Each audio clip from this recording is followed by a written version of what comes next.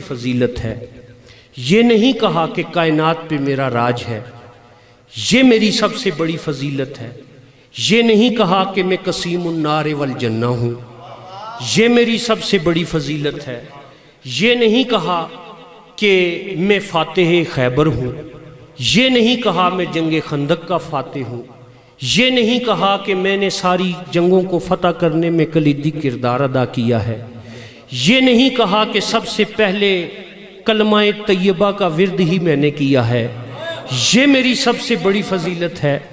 اس کی بات سن کر سرکار مسکرائے اور کہا اے بندے یاد رکھ، اللہ نے اپنے رسول کے برحق ہونے کی خود گواہی دی، اپنی گواہی کے ساتھ علی کی گواہی کو شامل کیا۔ علی کی فضیلتوں میں سب سے بڑی فضیلت یہ ہے کہ میں اللہ کے بعد رسول کی رسالت کا دوسرا گواہ ہوں۔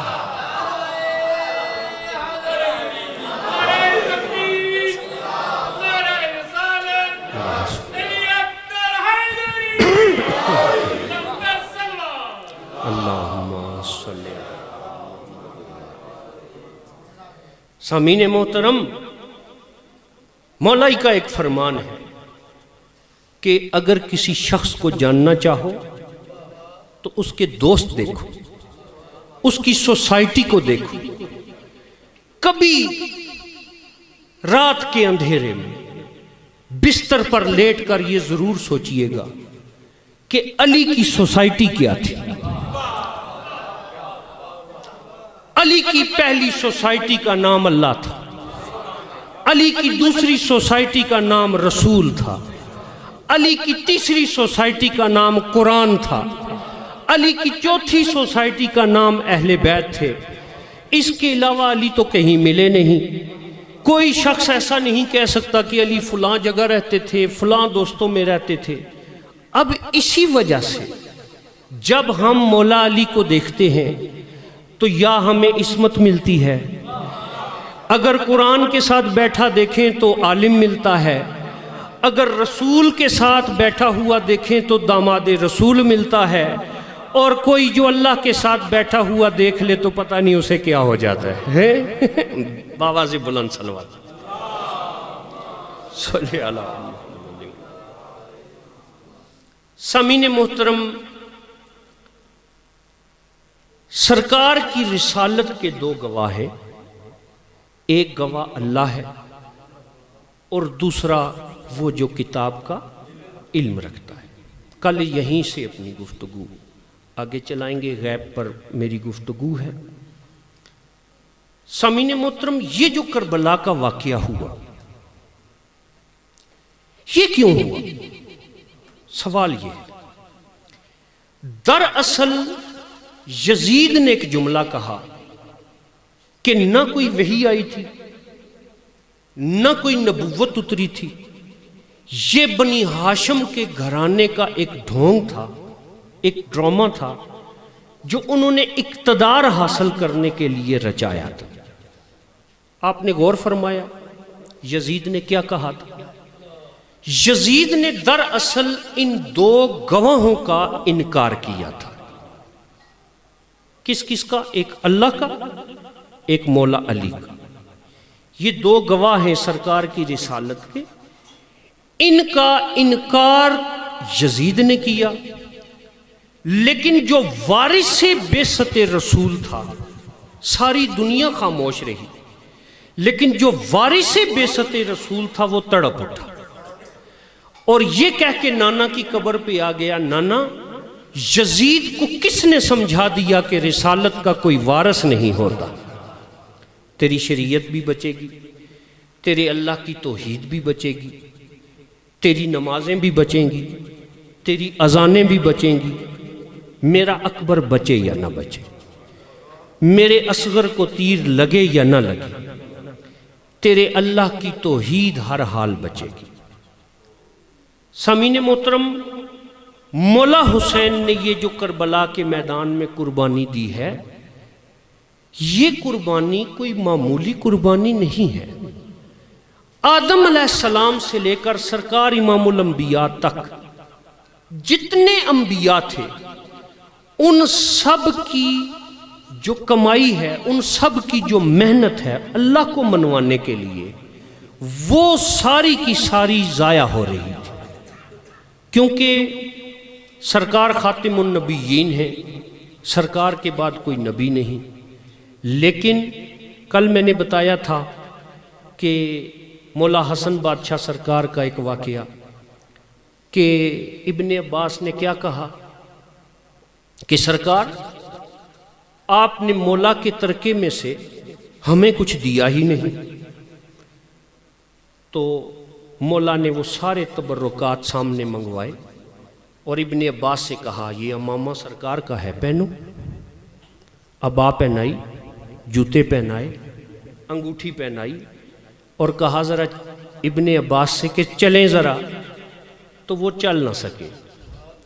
اور انہوں نے کہا ابو طالب کے بیٹے میرے ساتھ کیا کر دیا کہ جیسے کائنات کا وزن میرے پہ آ گیا۔ تو سرکار نے امامہ اتارا، وہ پوشاک اتاری، وہ انگوٹھی اتاری، جوتے اتارے، تو تب انہوں نے کہا کہ اب میزی ہوں۔ اس وقت سرکار نے چھوٹے سے بچے کو آواز دی، مولا حسن بادشاہ آئے، تو مولا نے کہا وہ جو ابا ہے وہ مولا حسن کو پہنائی، وہ امامہ مولا حسن کے سر پہ رکھا، وہ جوتے پہنائے، وہ انگوٹھی پہنائی، اور حسن سے کہا حسن بیٹا ذرا میرے چچا کو چل کے دکھا۔ توجہ ہے نا؟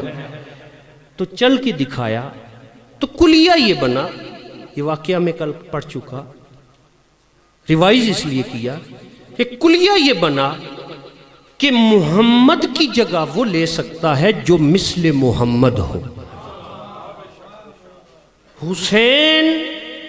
حسین بن کر کربلا نہیں آئے، مثل محمد بن کر کربلا آئے۔ سامعین محترم، یہ کہنا آسان ہے کہ مولا حسین نے کربلا کے میدان میں قربانیاں دیں۔ آج مولا حسین کی عزاداری کے ذریعے مولا حسین آج بھی یہ پیغام دے رہے ہیں کہ کوئی اپنے رستے سے بھٹکے نہ، اس کے دل میں یقین پیدا ہو، اس کے دل میں ان تمام فروعات کے بارے میں یقین پیدا ہو جو آپ ادا کرتے ہیں۔ ایسا نہیں ہے کہ آپ کسی فرضی اللہ کی عبادت کرتے ہیں، ایسا نہیں ہے کہ آپ کسی فرضی افسانوی اسلام کے اوپر عمل پیرا ہوتے ہیں، بلکہ ایک یقین کا نام مولا حسین ہے۔ اس یقین کو جو تازہ رکھتی ہے وہ عزاداری ہے، اور اس عزاداری میں ہم وہ سب چیزیں بیان کرتے ہیں۔ سامعین محترم، تھوڑا سا مصائب میں پڑھتا چلوں۔ کل شہزادہ علی اکبر سرکار کی شہادت تھوڑی سی میں نے پڑھی تھی، تھوڑی سی باتیں اور کر کے میں بھائی کو ٹائم دوں گا، اپنے بیٹے کو، کہ جب مولا نے کہا نا شہزادہ علی اکبر کو کہ بیٹا ماں سے اجازت لو، میں نے دادا ابراہیم کی قربانی کا قرض ادا کرنا ہے، ماں سے اجازت لو، پھوپھی اماں کو سلام کرو۔ سرکار شہزادہ علی اکبر آقا زادی کے خیمے میں آئے، علی کی بیٹی کی، اور جب خیمے میں آئے اجازت طلب کی، اجازت مل گئی۔ مولا حسین دروازہ خیمے پر کھڑے ہیں اور اپنا منہ خیمے کے دروازے کی دوسری طرف رکھا۔ آقا زادی نے دیکھا، کہا بھائی آج پہلی دفعہ دیکھ رہی ہوں کہ آپ مجھ سے نظریں نہیں ملا رہے۔ مولا حسین نے کہا ہاں بہن، اس لیے کہ جو بہنوں کو چیز دی جاتی ہے وہ واپس نہیں لی جاتی، لیکن میں کیا کروں، اکبر کے بغیر کربلا کی تکمیل نہیں ہوتی۔ اچھا ایسا ہے حسین، میں آپ کا مسئلہ حل کرتی ہوں، آپ کو یہی مسئلہ ہے نا کہ جو بہنوں کو چیز دی جاتی ہے وہ واپس نہیں لی جاتی. تو ایسا کرو حسین ایک سودا کر لو، میرا اکبر تم لے لو، اپنا سجاد مجھے دے دو.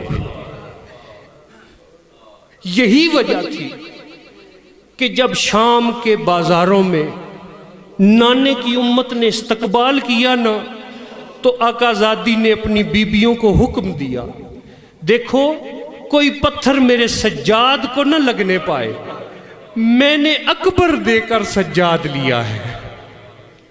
اللہ لعنت اللہ.